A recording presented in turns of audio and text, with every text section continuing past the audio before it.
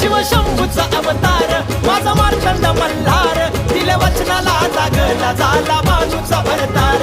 विशाल ईश्वरा सांभाळले करा, विशाल ईश्वरा सांभाळले करा, सुखी ठेव गाव गाड्याला, टाच मारून घोड्याला निघाला बाजूच्या वाड्याला, टाच मारून घोड्याला निघाला बाजूच्या वाड्याला.